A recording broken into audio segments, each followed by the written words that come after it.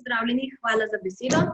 Sem Ana Simčič, prihajam z Gozdarskega inštituta Slovenije. Na današnjem posvetu vam bom predstavila, kako določene rabe tal vplivajo na pojavljanje in intenziteto urbanih toplotnih otokov v Sloveniji.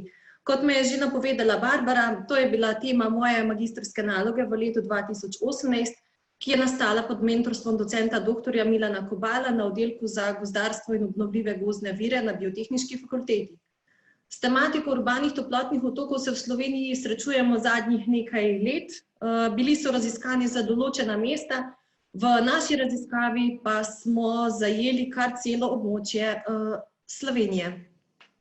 Urbani toplotni otoki so kar pogost pojav in so opredeljeni kot razlika med mestnimi in okoliškimi območji. Najizrazitejši so ob jasnem vremenu in v brezvetrju, so klimatski pojav, ki ga povzročajo različni antropogeni dejavniki, kot so izpust toplote, predvsem zaradi uporabe klimatskih naprav in drugih naprav z notranjim izgorevanjem, zaradi industrije, prometa, onesnaževanja zraka in pa navsezadnje zelo pomemben dejavnik je sprememba rabe tal, sploh ko se dogaja sprememba rabe iz zelenih površin, ki so mehke in pa propustne podlage, v umetne podlage, kot so asfalt in beton, ki imajo nižji albedo in akumulirajo velike količine sončne energije, ki pa se nato počasi sprošča nazaj v ozračje.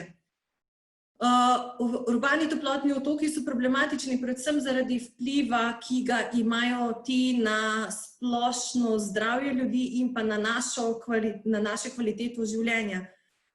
Saj otoki povzročajo, da se zrak počasneje ohlaja.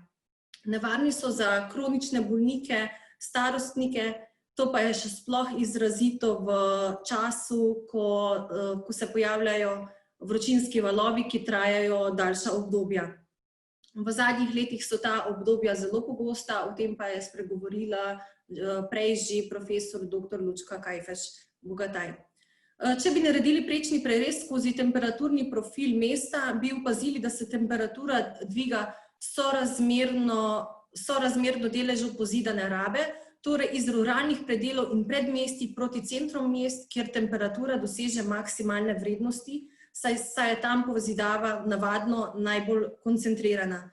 Vsi poznamo občutek, ko se v toplih poletnih večerih sprehajamo nekje po centrih mest, na primer po Ljubljani ali v nekih primorskih mestih, in nam je tukaj še precej toplo oziroma celo vroče, ko pa se kasneje vračamo nazaj v predmestja oziroma v okoliška naselja, pa opazimo, da je tukaj zrak že zelo svež. To razliko v temperaturi torej imenujemo urbani toplotni otok. V nalogi smo preučili, kako pozidana in gozdna raba tal ter dva indeksa fragmentiranosti gozda, to sta bila povprečna velikost gozdne zaplate in pa gostota gozdnega roba, vplivajo na pojavljanje in intenziteto urbanih toplotnih otokov v Sloveniji. Da smo urbane toplotne otoke v Sloveniji lahko sploh določili in izločili za celo območje države, smo potrebovali povprečno temperaturo za najtoplejšo četrtino leta, torej za junij, julij in avgust, za območje cele države, ter evropsko karto rabe tal, Core Land Cover. Naj povem, da so bili podatki pridobljeni, so javno dostopni, so bili pridobljeni iz spleta, oboji podatki pa so pridobljeni satelitsko. Urbane toplotne otoke smo določili kot območja, kjer se je povprečna temperatura dvignila za 0,1 stopinja nad temperaturo okolice. Metoda, ki smo jo uporabili za izločanje teh otokov, je bila podobna metodi, ki so jo v preteklosti, ki jo uporabljajo različni avtorji, tuji in domači raziskovalci za izločanje kraških kotanj.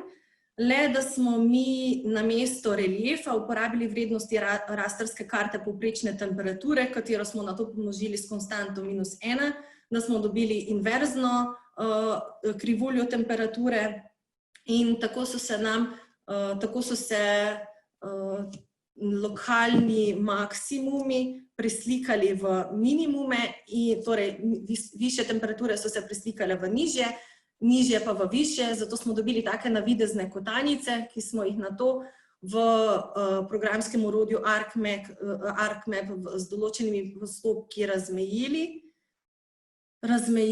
da smo dobili 2 stopnji pojavljanja urbanih toplotnih otokov. Naj povem pa še, da smo izločili vse otoke manjše od 50 hektarjev, zato da smo zagotovili, da je bil vsak otok zastopan z vsaj 8 vrednostmi temperatur. Torej, določili smo 2 reda otokov, ki sta se med seboj razlikovala v intenziteti temperature. Ta razlika med minimalnim odstopanjem in maksimalnim odstopanjem od povprečne temperature je torej intenziteta toplotnega otoka.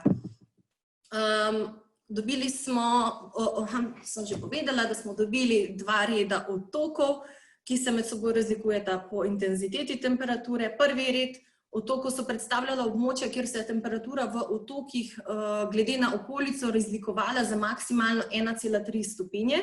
Teh otokov je bilo številčno več, po površini so pa obsegala manjša območja. Na karti vidimo, da so najintenzivnejši otoki ljubljanski, kranjski, velenjski, celjski, ptujski, lendavski, mursko-soboški, kočevski urbani toplotni otok. Toplotni otoki drugega reda so bili pa intenzivnejši, številčno jih je bilo manj, po površini pa so posamezni otoki obsegali večja območja. Ti so se od okolice razlikovali maksimalno za 1,8 stopinje Celzija. Najintenzivnejši so tudi v tem primeru ljubljansko-kranjski otok, celjski, ptujsko-mariborski, mursko-soboški, lendavski, krški, kočevski in pa koprski. Kaj smo ugotovili? Ugotovili smo, da delež gozda statistično značilno negativno vpliva na intenziteto toplotnih otokov. To pomeni, da imajo otoki z višjo gozdnatosti manjšo intenziteto. To smo potrdili za oba reda otokov in značilnejše rezultate pa smo dobili za otoke drugega reda. Torej, na grafu vidite, da večji kot bo delež gozdov v območju teh otokov, manj bo ta vroč. Najmanj vroče je bilo v otokih, kjer je bil delež gozdov skoraj 60%, najbolj vroče pa v otokih, kjer je bilo gozdov le slabih 20% v povprečju. Glede vpliva pozidanih površin, ugotovili smo, da ima delež pozidanih zemljišč statistično značilen pozitiven vpliv na intenziteto otokov, torej večji kot bo delež pozidanih površin oziroma pozidane rabe znotraj otoka, bolj vroče bo to območje. Bolj značilne rezultate smo zopet dobili za otoke drugega reda, to vidite na grafu. Najnižja intenziteta temperature je bila v otoku, kjer pozidane rabe ni bilo, najvišja pa je imela v povprečju 20% pozidano rabo. Se opravičujem, imate še minuto časa. Koliko? Minuto. Ojoj, hvala. No, podobno smo ugotovili za povprečno velikost gozdnih zaplat. Večja kot je bila gozdna zaplata v otoku, bolj je bil ta otok je imel nižjo temperaturo. Podobno smo ugotovili tudi za drugi indeks fragmentiranosti, ki je bil gostota gozdnega roba, torej več gozdnega roba je bilo v otoku, manj je bil ta otok intenzivnejši, torej manj vroč je bil. Sklenem lahko, da bodo urbanistični načrtovalci v prihodnosti več pozornosti morali nameniti največjim in najintenzivnejšim urbanim toplotnim otokom, torej v Sloveniji ljubljansko-kranjskemu, mariborskemu, mursko-soboškemu, lendavskemu. V teh območjih bo potrebno načrtovati več gozdnih in zelenih površin, pri gradnji infrastrukture bo potrebno vpeljevati več zelenih streh, uličnega drevja, parkov in koridorjev, saj je znano, da drevesa in ostala vegetacija s senčenjem in dihanjem ohlajajo in regulirajo temperaturo. Gozdne površine pa so zaradi znosnejših temperatur zelo priljubljeno mesto za rekreacijo v času najvišjih temperatur.